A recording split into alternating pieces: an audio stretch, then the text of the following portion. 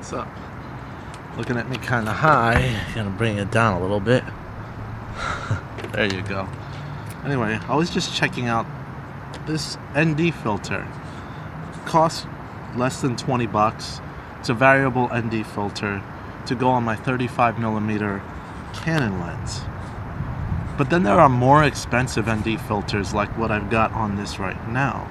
On the 5D Mark IV is one of the Peter Mckinnon branded variable ND filters. This one goes from 5 to 9 stops. This much cheaper one goes a lot further than just 5 to 9 stops.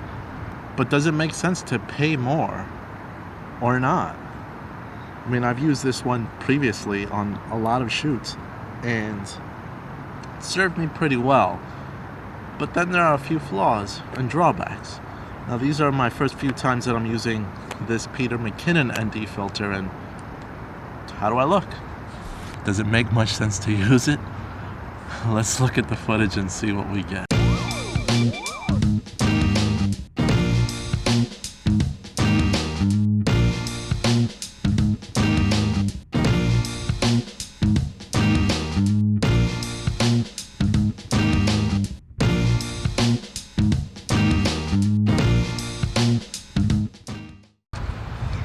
Alright, so what am I talking about?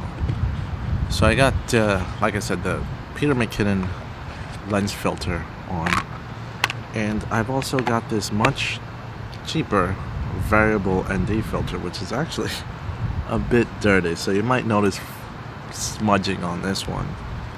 This one has a lot more range than the one in Peter Mckinnon. It gets darker and brighter. Camera settings right now, I have white balance as cloudy, and I'm not doing any adjustments in post.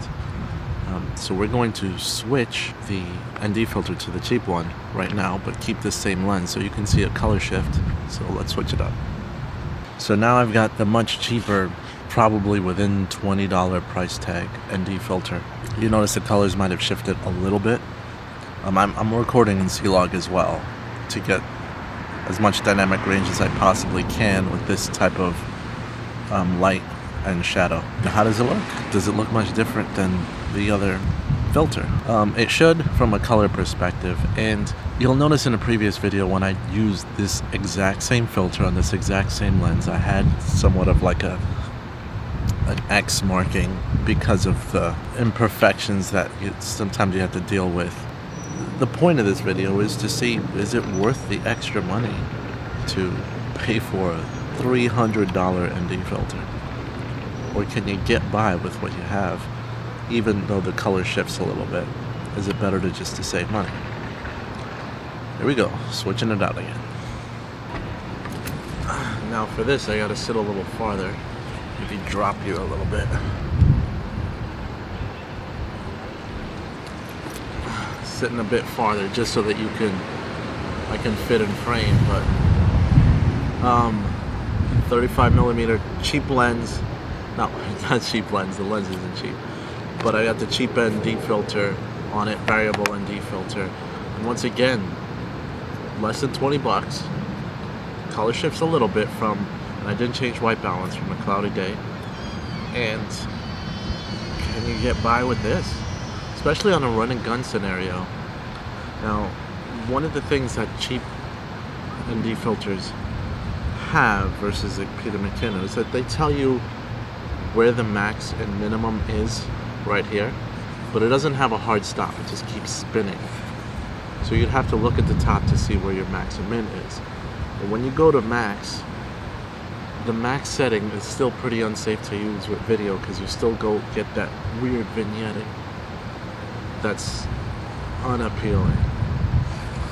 And then minimum looks just fine. You don't get as much vignetting, but depending on certain settings, you get very harsh vignetting. You don't want that. Well, let's check out the footage and see what we got. Come on. Oof. It's bright out here. Alright, so this is another test I'm running with the Blackmagic Pocket Cinema Camera 4K instead of my 5D Mark IV outside with the Peter Mckinnon lens filter on. I got the cheap filter right in my hand, and I'm going to try it to record both with this camera, and the difference and the reason that I'm recording with this, I'm gonna hold this white card for a second here so that I can color correct and post. The reason that I'm doing it like this is because I want to see if color correction, and specifically shifting the white balance on the cheap filter, and if you just have the correct white balance settings, you record that, or you're able to record raw and then of course adjust white balance on the fly. With color correction, I just got 12-bit raw, Blackmagic raw. Can you pretty much negate the $300 cost just by a little pre and post production settings so that they look exactly the same?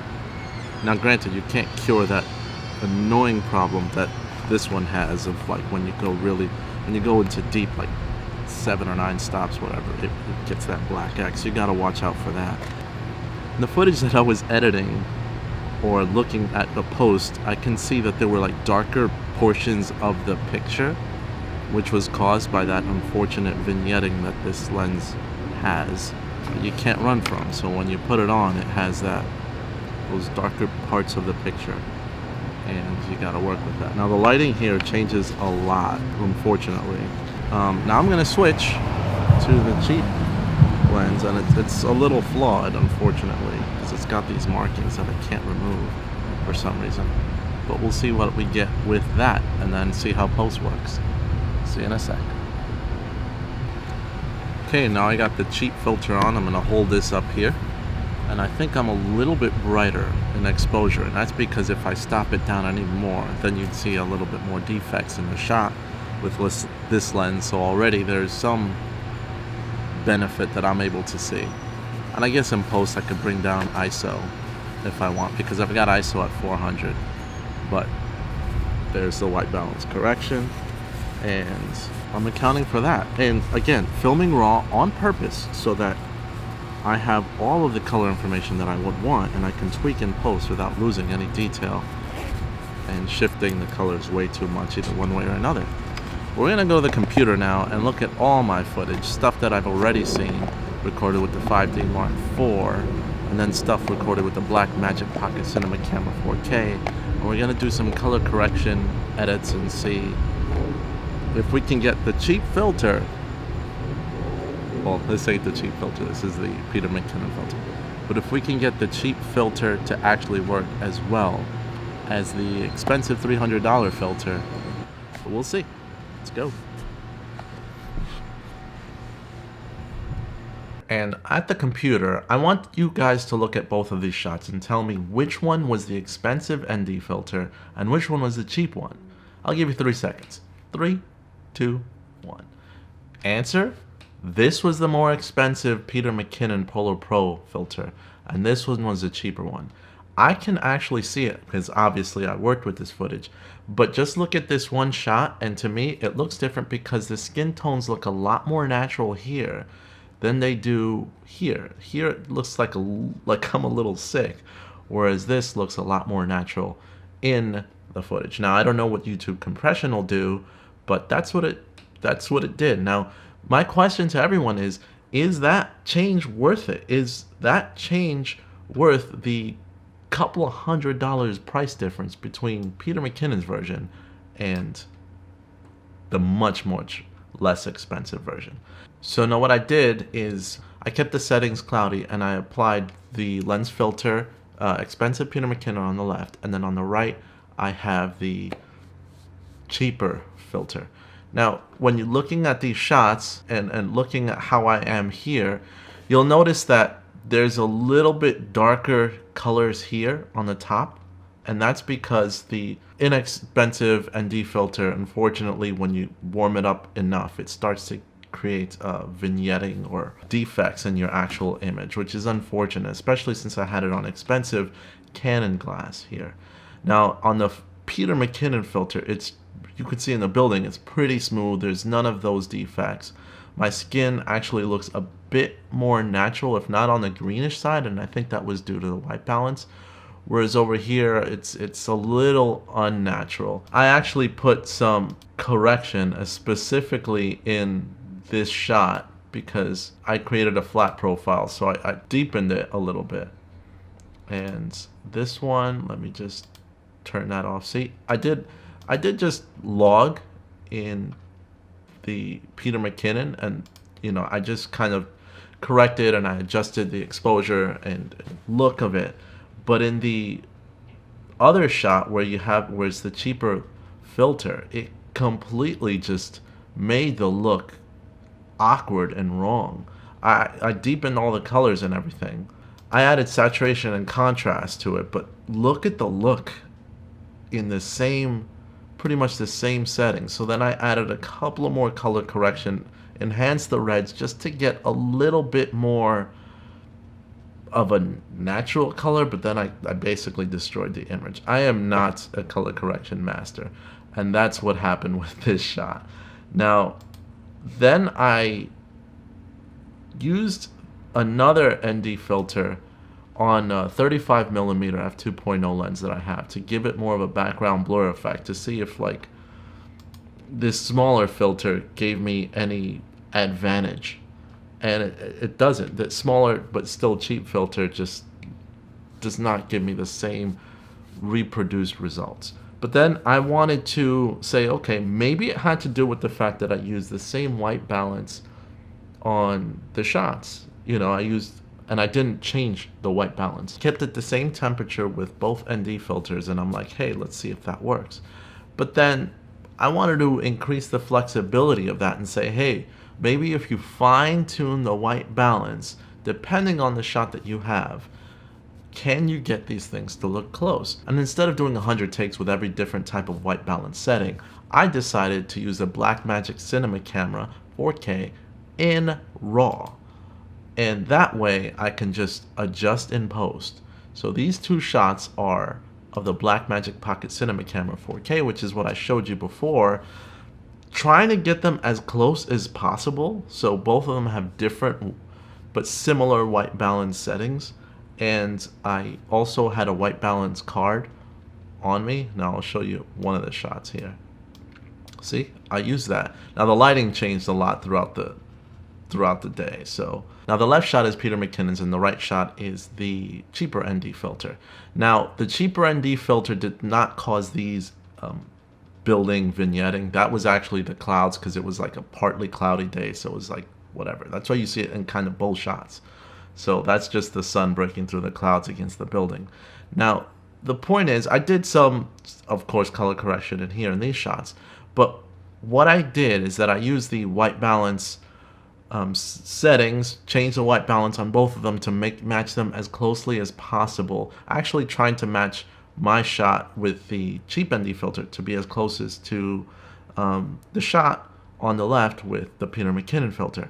And I also knew that because of the interesting lighting and the difference in lighting as the sun came up and came down, I tried to tweak it as much as I can get it to get these to match. There's still, like I said before, an unnatural color.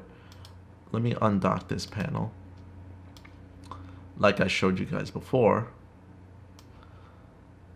So a bit of an unnatural color on the right and more of a realistic solid color on the left. And that in itself is because the ND filter, at least Peter Mckinnon's ND filter, doesn't do a bad job. But honestly speaking, after working with the cheap one and the Peter Mckinnon one, I think that you can still get an excellent look off of the much cheaper ND filter. You just have to be aware that some of the settings that you use, especially when you're spinning the ND filter, will cause serious vignetting. So try to avoid that. Don't go too dark with your ND filter settings. Keep it a little bit bright and then try to adjust in post. And then the colors, yes, the colors are shifted, but make sure you have a white balance card with you or a color picker card with you, and then just use that in post to fix your settings and to get your look that you're looking for and make it as natural as possible. Now you could color correct this for hours on end if you want, just to get it just right. But in a couple of minutes, I can tell you that the shot to the right with the cheap ND filter isn't terrible. It's usable. It's definitely usable. It won't completely ruin your shots. If you pretty much want flawless production and you want to use an ND filter that'll just definitely work for you, which is what I wanted, then I would definitely recommend a Polar Pro ND filter because it's less work in post and you can get what you need. But if you're really on the fence of wanting to go either expensive or inexpensive, go inexpensive. See what you can get out of it, and if you're not satisfied, then you can go more expensive. But at least you won't be losing that much money if you go with a cheap ND filter, and you can get used to using ND filters before you step up your game and go to the ND filter by Polo Pro Peter Mckinnon edition. So let me know what you guys think in the comments down below. Do you think it's worth paying the price when the difference could be almost negligible? Up to you. Let me know. And as always, like, share, and you can make my day if you subscribe today. This is Magnus, and I'm out. See you guys later.